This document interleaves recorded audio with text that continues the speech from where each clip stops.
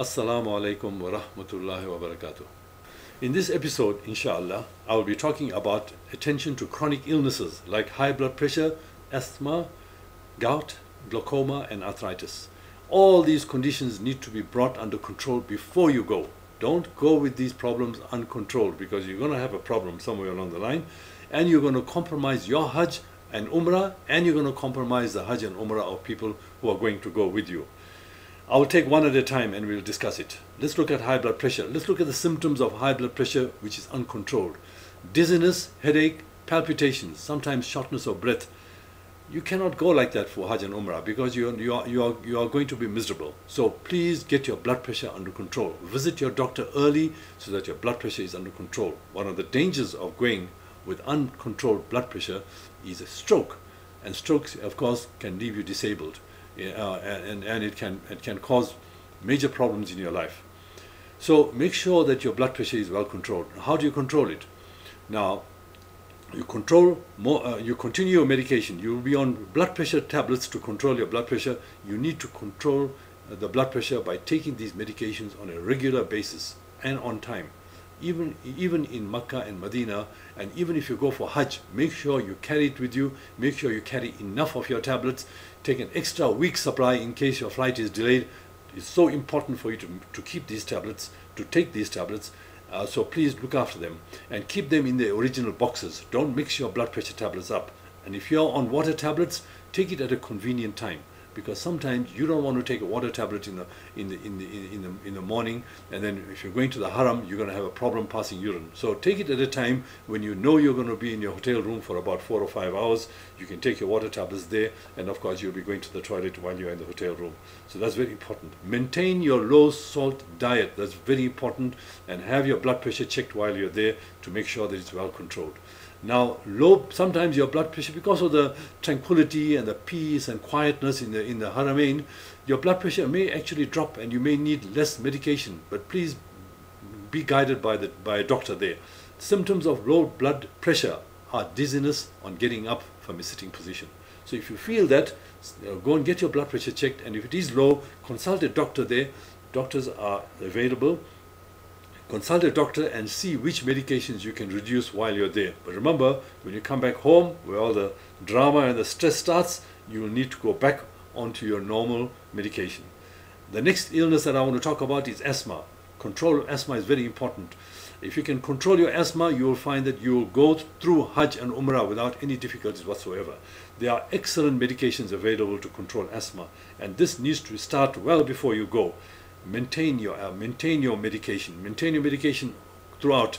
You can take your medications to control your asthma, which are the preventers, and these are usually inhaled steroids. They are very safe to take, and they work very well. And then you need to take a reliever with you, something like Ventis, Ventolin, Astavent, or Berotec, one of those, as a reliever in case you get wheezing in between. Now, also, you need to avoid a few things. You need to avoid woolen blankets, and you need to avoid house dust.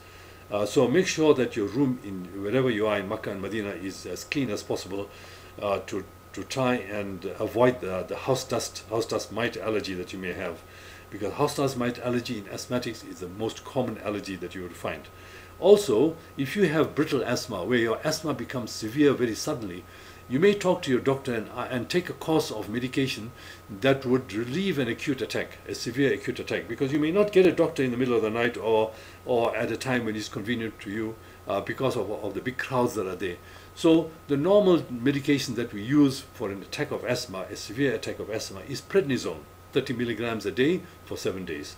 So ask your doctor to give you a supply of this to keep with you, and keep it in a dry place. Very important, because these tablets dissolve very quickly.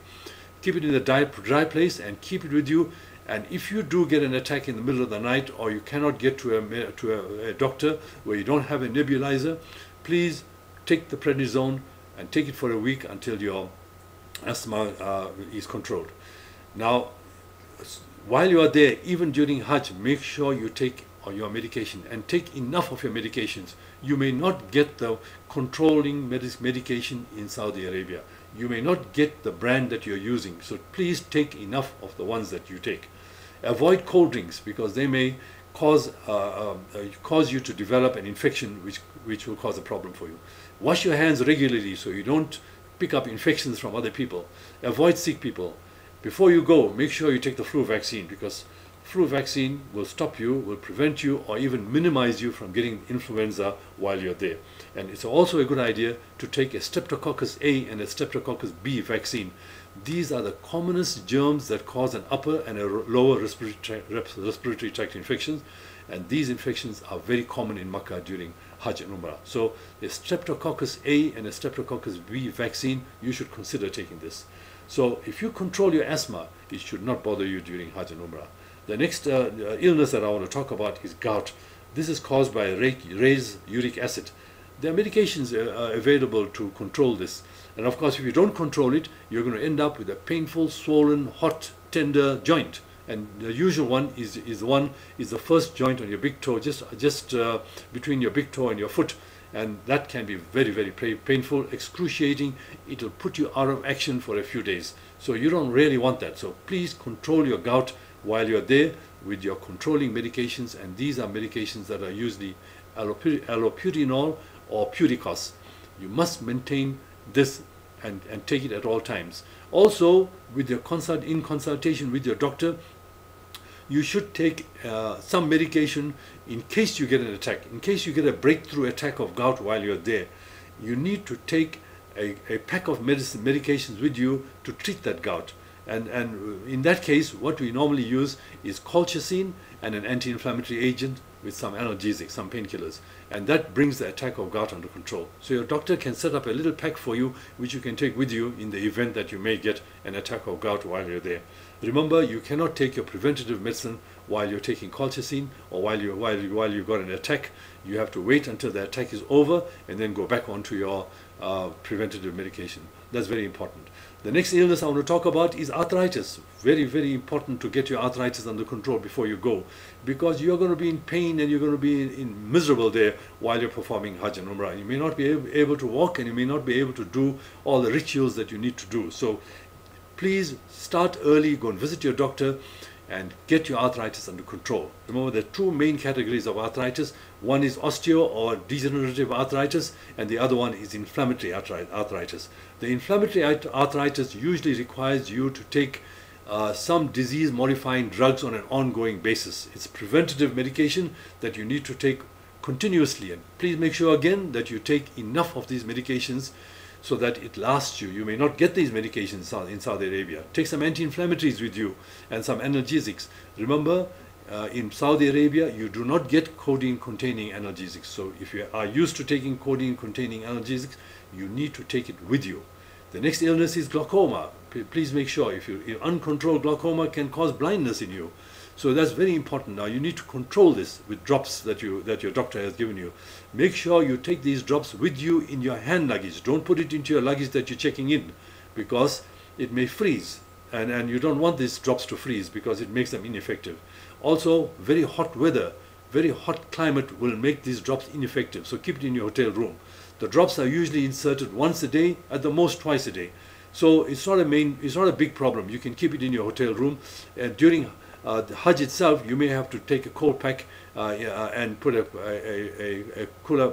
take a cooler bag and put a cold pack inside and keep the drops in there to keep it cool. And take some extra drops with you in case you lose it or the bottle breaks or whatever happens. Take an extra bottle with you just in case you need it. And so if you take these, if all these conditions that I've mentioned, the high blood pressure, the arthritis, the gout, the asthma, if you get all these conditions under control, you should have a wonderful Hajj.